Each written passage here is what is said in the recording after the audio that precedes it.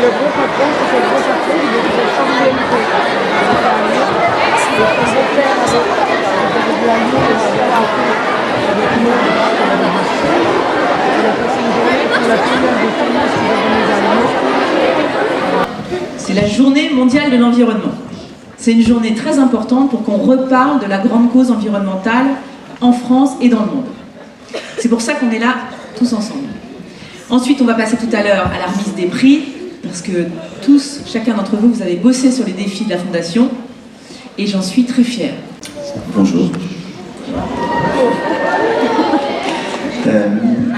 Moi, je suis très content d'être là, de partager avec Maud depuis le début cette magnifique et courageuse aventure qu'elle a menée.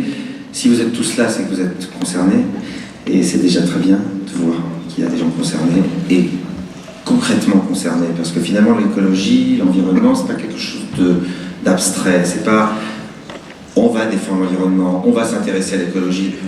Oui, bien sûr, c'est tout le monde, mais c'est dans le quotidien, c'est dans notre action quotidienne, dans nos gestes, de ne pas laisser un robinet couler trop longtemps, par exemple. C'est un réflexe à avoir, un réflexe très important. Quand on voit un papier ou une saloperie traîner dans la mer, dans l'eau, quelque part, se baisser, le prendre, le ramasser et aller le jeter quelque part. Ce sont tous ces gestes quotidiens qui font qu'en même temps, on ne vous apprend pas l'écologie, vous l'apprenez vous-même et vous la partagez et vous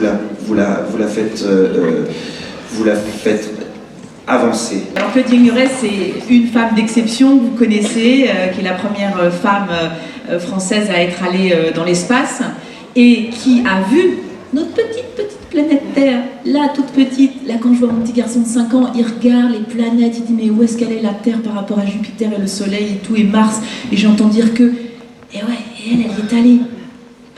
C'est quoi Gravity? Est-ce que tu t'es senti comme dans Gravity quand tu étais dans l'espace? Est-ce que tu as eu des problèmes? Comment est-ce qu'on devient une femme dans l'espace? C'est magique. Merci Maud, bonjour à tous. J'ai 3 bonnes raisons d'être là aujourd'hui. D'abord parce que j'adore Maud, je la connais depuis longtemps. On ne s'est pas croisés sur les océans, mais on a toutes les deux cette envie d'explorer, d'être curieux, d'avoir envie de vivre et de construire notre avenir. Le deuxième point, c'est qu'aujourd'hui je suis la présidente d'une belle maison qui s'appelle Universcience, c'est le Palais de la Découverte, la Cité des Sciences et de l'Industrie. Donc tout ce qui est éduquer, faire comprendre la science, la technique, où on va, pourquoi, comment, c'est mon métier aujourd'hui et j'adore faire ça. Et donc je suis engagée sur des sujets comme ceux de la Fondation de Maud. Et puis la troisième raison, c'est qu'effectivement j'ai eu cette chance merveilleuse de faire 2 missions spatiales. Je suis une astronaute. J'ai fait une mission en 1996 sur la station Mir, et puis une deuxième mission en 2001 sur la Station Spatiale Internationale, qui est toujours la station qui est en orbite autour de nous en ce moment, et que d'ailleurs on voit très bien. C'est l'objet le plus lumineux du ciel, donc vous pourriez le voir à certains moments de la soirée. Et quand j'ai eu la chance de faire ces missions spatiales, c'est pas très très loin de la Terre, c'est l'orbite, elle est à 400 km de la Terre. On appelle l'orbite basse, je suis pas allée jusque sur la Lune, je ne pense pas que j'irai un jour sur Mars, mais j'ai eu cette chance d'être kiffée. J'ai eu cette chance d'aller en orbite et de regarder par le hublot et de voir la planète Terre. C'est vrai que quand on est au sol, on a l'impression qu'on a tout l'infini devant nous, l'horizon est plat, on peut continuer à avancer. Quand on est dans l'espace, on voit que cette planète, eh bien, elle est finie. Il y a une finitude. On voit qu'elle est protégée par une toute petite couche d'atmosphère.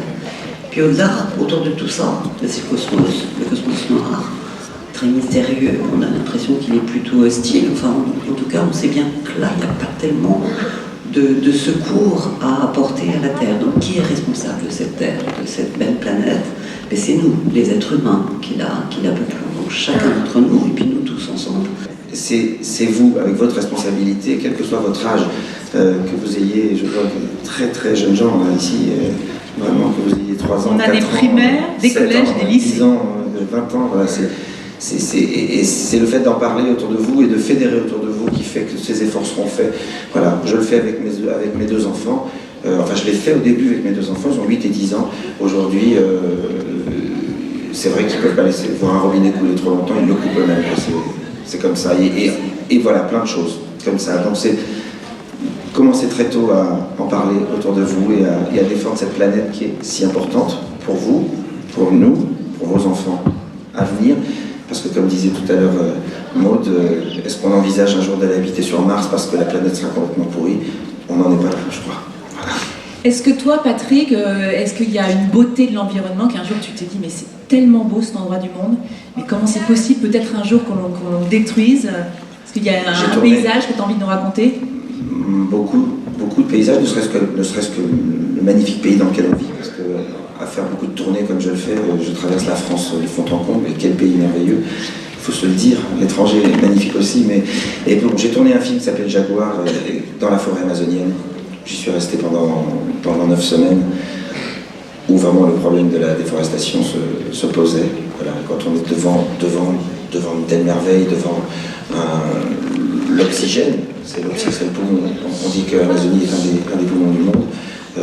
Quand il est attaqué, on a envie de le défendre. Voilà. Entre autres. Et puis évidemment la rencontre avec la mer, la rencontre avec j'ai eu la chance de parcourir tellement d'océans, moins que toi, mais... Justement, avec les enfants, on voulait te proposer, si un jour, nous qui travaillons beaucoup sur la mer, on te proposait, par exemple, moi, traverser l'océan Atlantique, tu partirais? Toi seul et moi? D'accord. Si tu me montres des baleines. D'accord. Bonjour, déjà, je suis très heureuse d'être ici. Pour moi, déjà, c'est un théâtre mythique. Vous êtes assis dans un théâtre incroyable. J'ai jamais eu la chance encore de jouer ici. Il faut que Maud m'emmène ici pour monter sur cette scène insensée. Alors, je vais dire un peu le contraire, pas le contraire, mais je veux dire, j'ai pas du tout été éduquée. Je suis assez néophyte par rapport à ça. J'ai pas été éduquée très bien, j'avoue. Quand j'étais petite, je jetais mes papiers. Non, je jetais pas mes papiers par terre, mais je n'avais pas conscience que l'environnement était important. Je pense que c'est que depuis quelques années qu'on a pris conscience. Aujourd'hui, j'ai un petit neveu qui a 3 ans. L'autre jour, il se brossait les dents et il a dit arrêtez l'eau pendant qu'il se brossait les dents. Et je trouvais ça tellement mignon à 3 ans de dire ça déjà. J'ai envie de vous dire, c'est vous le relais aujourd'hui. C'est vous qui saurez transmettre. Aujourd'hui, je fais attention, évidemment. J'ai pris conscience que c'est important de faire attention à la planète, que c'est tous vous ici, un par un. Si vous faites un petit effort chaque jour, vous pouvez vous dire chaque jour je vais ou bien faire attention à ce que j'achète, ou bien je fais attention à ne pas jeter mon papier, ou je fais attention à l'eau. 1000 petites choses, 1000 petits détails que vous pouvez faire attention aujourd'hui. C'est déjà ça, c'est déjà beaucoup. C'est ce que j'ai décidé de faire depuis pas longtemps, puisque j'étais plutôt dans une inconscience. Aujourd'hui, je pense que c'est important, on ne peut pas vivre sur cette planète, vivre dans notre monde et ne pas être lucide et être sensibilisé au danger et à la destruction d'une planète extraordinaire. Voilà, c'est juste ça, c'est assez simple, mais je trouve que c'est important de vous le dire. Bon, merci beaucoup Elsa. Au revoir. Et un tonnerre d'applaudissements pour Patrick, Claudie et Elsa. Merci beaucoup.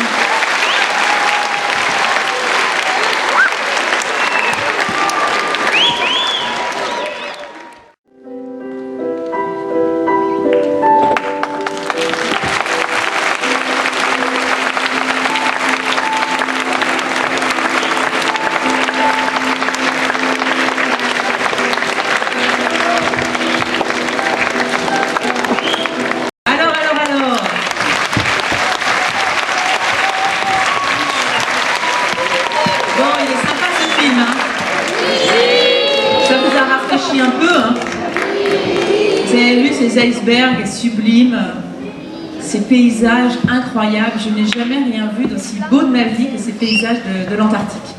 Alors on va parler de ce film, on va parler de ce que vous avez fait toute l'année, des programmes de la Fondation, mais pour en parler, on va accueillir quelqu'un qui est concerné par ce sujet et qui s'appelle Nolwenn Leroy.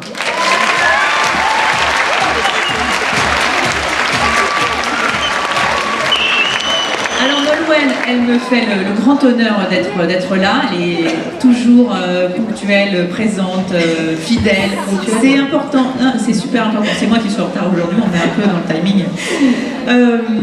Donc, Nolwenn, elle est concernée par ces sujets parce que tout individu sur la planète, à un moment donné, entend plus ou moins parler d'environnement. Bon, aujourd'hui, journée mondiale de l'environnement, on est un peu plus concerné que les autres jours. Mais surtout, Nolwenn, bon, déjà, elle connaît bien la mer parce qu'elle vient de là-bas, mais elle écrit une chanson qui parle de justement ce continent de déchets qu'on a trouvé au large de la Californie. Et il y en aurait un deuxième dans l'Atlantique. Donc ces grandes questions des déchets qu'on retrouve, vous avez vu dans le film, à un moment donné, les jeunes, ils vont trouver un paquet de M&M's, je ne sais pas si on le voit dans le film, là au milieu d'un iceberg. Alors, tout ça communique. Alors Nolwenn, pourquoi est-ce que toi tu as voulu parler des déchets? Est-ce que c'est parce que tu les as vus en mer? Qu'est-ce que ça te fait, cette cause de l'environnement? Est-ce que tu crois qu'on est assez informé aujourd'hui? Alors déjà, bonjour à tous. Moi je suis très, très heureuse d'être à vos côtés aujourd'hui. Bien sûr, on se sent tous concernés. Moi, par bien sûr la protection des océans, de l'environnement. Moi, j'ai grandi avec la mer, pas loin, en Bretagne. Donc c'est vrai que j'ai découvert très tôt et j'ai appris très tôt à faire attention, à ne pas jeter des papiers sur la plage, dans l'eau, de protéger cet océan et cet environnement parce que c'est notre futur, c'est notre avenir et tout simplement. Ce qui est important, c'est de bien comprendre qu'aujourd'hui, il n'y a pas une opposition entre les hommes et leur environnement. On peut être pêcheur sans forcément être pilleur. On peut être chef d'entreprise sans forcément être un mauvais chef d'entreprise qui veut absolument inventer une histoire pour se faire croire écolo. On peut être vraiment engagé. On peut être armateur, c'est-à-dire se déplacer avec des énormes cargos à travers les océans et ne pas forcément faire de marée noire. Vous voyez, on peut arriver à concilier l'économie et l'écologie et surtout les hommes et leur environnement. C'est pas parce qu'on habite au fin fond des villes, qu'on est urbain, qu'on a une voiture, qu'on prend parfois l'avion et qu'on aime mettre des jolies chaussures, qu'on n'est forcément pas concerné par ces questions-là. Pour moi, aujourd'hui, l'écologie, elle est au-delà de ça. L'écologie, elle fait partie de nos quotidiens. Ça doit être presque par égoïsme qu'il faut préserver l'environnement parce qu'on a besoin de lui pour notre survie. Mais on a fini le temps de l'écologie qui soit culpabilisante, de ceux qui disent qu'il faut revenir à l'âge des cavernes, il faut retourner vivre dans une grotte, il faut plus rien faire, c'est plus possible.